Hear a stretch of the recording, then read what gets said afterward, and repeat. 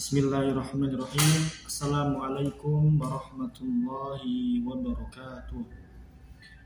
Alhamdulillahi rabbil alamin wa bihi nasta'inu wa ala umurid dunya waddin wassalatu wassalamu ala asyrafil anbiya'i wa mursalin wa ala alihi wa sahbihi ajma'in. Subhanaka la ilma lana illa ma 'allamtana innaka antal alimul hakim.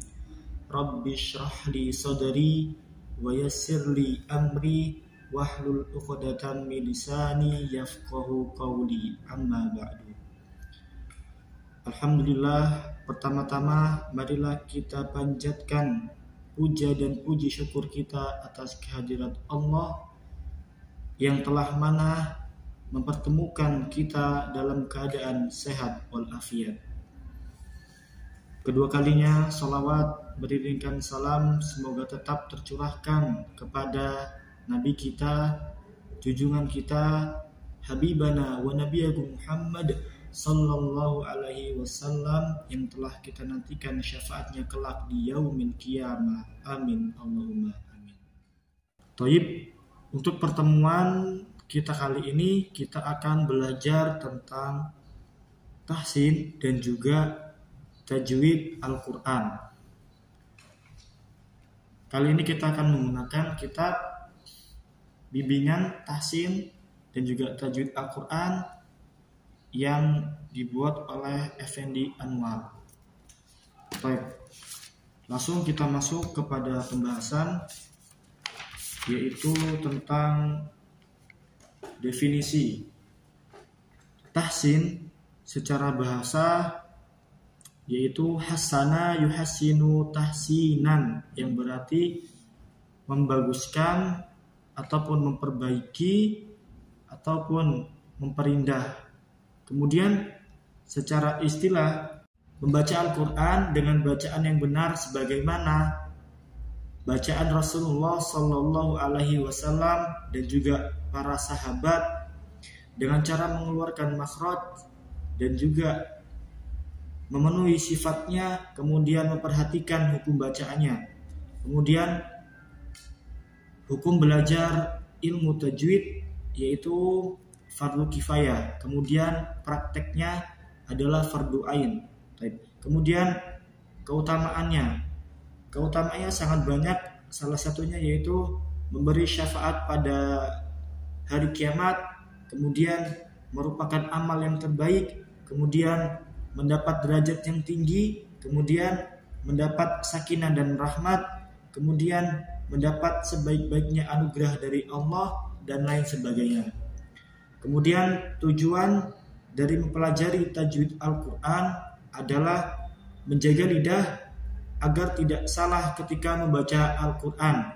Artinya di sini kita akan belajar bagaimana caranya mengeluarkan makhraj alif itu a, kemudian ba itu ba, kemudian ta, dan juga di sini kita akan belajar cara membedakan antara huruf sa dengan sya, antara huruf ja dengan za, dan juga antara huruf ta dengan to. Nah, itu kita akan belajar di tajwid. Kemudian kita juga akan belajar yang namanya sifat huruf. Jadi huruf di Al-Quran itu ada banyak macamnya. Kemudian cara pengeluarannya, kemudian sifatnya bagaimana. Nah, kita akan bahas di situ.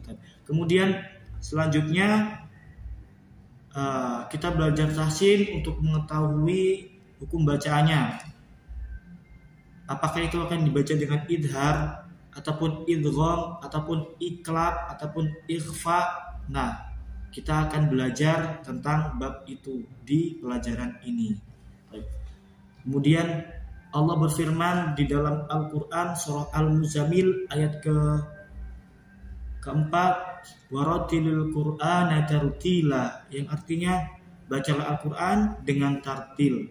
Kemudian Rasulullah SAW bersabda, zayyinul Qur'an bi aswatikum, hiasilah Al-Quran dengan suara kalian. Hadis riwayat Abu Daud dan Nasai.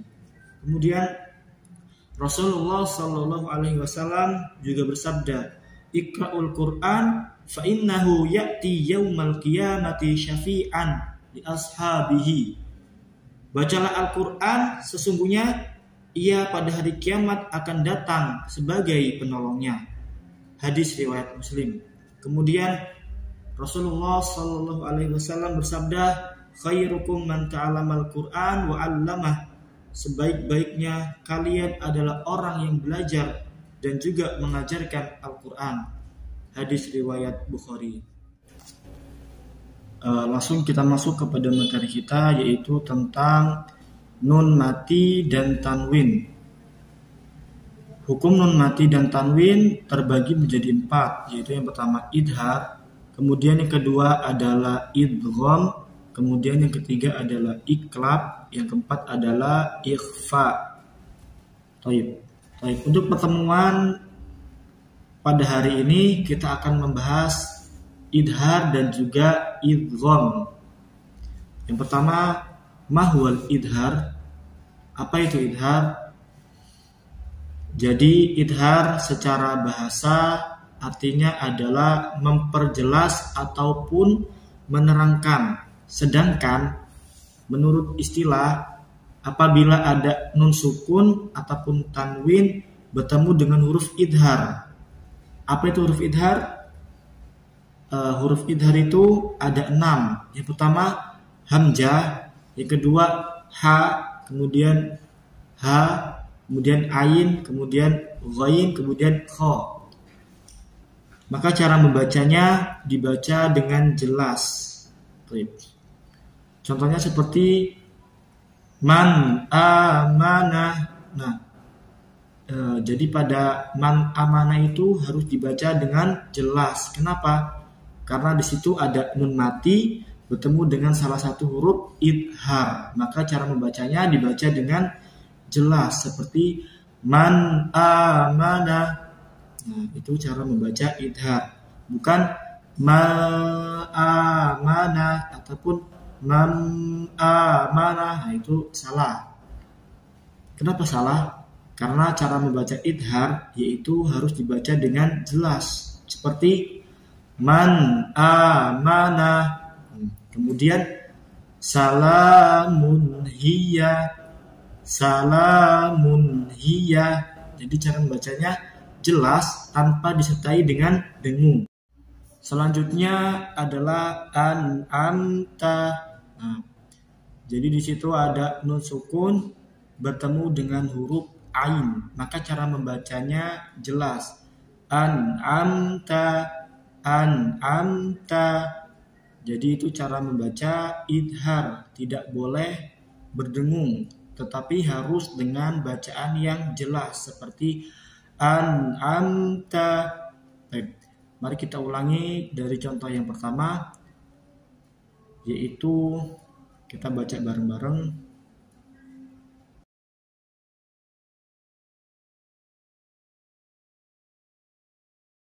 Man amana, salamun hiya, an'amta. Jadi itu adalah contoh dari idhar. Baik, kemudian kita masuk kepada bab selanjutnya, yaitu tentang idgham. Jadi idgham dibagi menjadi 2. Yang pertama adalah idgham bi gunnah, kemudian idgham bila gunnah. Idgham secara bahasa yaitu memasukkan ataupun meleburkan huruf depannya, artinya adalah memasukkan. Kemudian secara istilah, apabila ada nun sukun atau tanwin bertemu dengan huruf idgham, maka cara membacanya memasukkan ke huruf depannya. Ada yang dengung dan juga ada yang tidak dengung. Nah, kita langsung membahas tentang idgham bi gunnah. Bi gunnah itu artinya adalah mendengung, sedangkan idgham artinya memasukkan. Jadi pada idgham bi gunnah ini cara membacanya adalah memasukkan ke huruf depannya dengan berdengung selama 2-3 harokat. Idgham biguna hurufnya ada 4. Yang pertama ya, kemudian ada huruf mim, kemudian ada huruf nun, dan juga ada huruf wawu. Langsung kita masuk ke contohnya. Contoh yang pertama yaitu may yasha. Nah, jadi di sini ada nun mati bertemu dengan huruf ya. Maka cara membacanya dimasukkan ke huruf depannya disertai dengan dengung selama 2 harokat. Jadi membacanya may yasha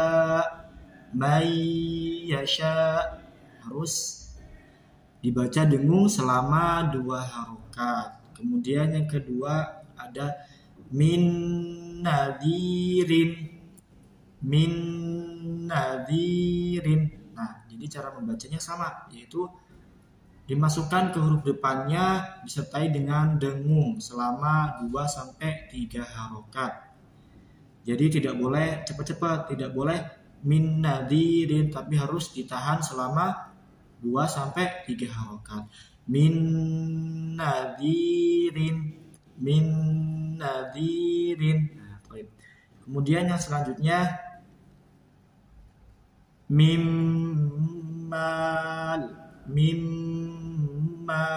Nah, di sini ada nun sukun bertemu dengan huruf mim. Maka cara membacanya dimasukkan ke huruf depannya disertai dengan dengung selama 2-3 harokat. Selanjutnya kita masuk ke materi idgham bila gunah. Di sini bila gunah artinya tanpa berdengung. Jadi apabila ada nun sukun atau tanwin bertemu dengan huruf, ada 2 hurufnya. Yang pertama ada lam, kemudian ro. Cara membacanya dimasukkan ke huruf depannya tanpa berdengung. Contohnya Ghafurur Rahim. Jadi dimasukkan ke huruf depannya tanpa dengung. Ghafurur Rahim. Kemudian ada lagi miladun. Kemudian wa alla ta'lu.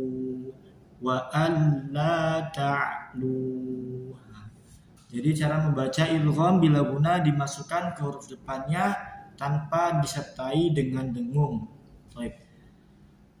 Jadi sekian pelajaran kita pada kali ini. Sebelum kita akhiri, saya akan meringkas tentang materi yang telah saya sampaikan, yaitu hukum nun mati ataupun tanwin terbagi menjadi 4. Yang pertama idhar, kemudian idgham, kemudian ikhfa, kemudian iklab. Nah, yang pertama idhar. Cara membaca idhar yaitu adalah jelas. Kemudian idgham, caranya memasukkan ke huruf depannya ada yang dibaca dengung, namanya idgham biguna. Kemudian ada juga yang dibaca tidak dengung, namanya idgham bila guna. Baik, sebelum kita akhiri, kita akan membaca contohnya kembali. Contoh dari idhar, kemudian ada juga idgham biguna dan juga idgham bila guna. Kita mulai. A'udzu billahi minasy syaithanir rajim. Man amana. Kemudian salamun hiya an'amta. Kemudian kita masuk ke contoh selanjutnya yaitu idgham biguna. May yasha min nadhirin. Kemudian yang idgham bila guna. Ghafurur Rahim. Wa alla ta'lamun. Baik, mungkin sekian apa yang dapat saya sampaikan. Apabila ada kekurangan, itu datangnya dari saya. Saya akhiri, wabillahi taufik wal hidayah. Assalamualaikum warahmatullahi wabarakatuh. Baik, untuk pertemuan selanjutnya kita akan membahas tentang ikhfa dan juga iqlab. Next video.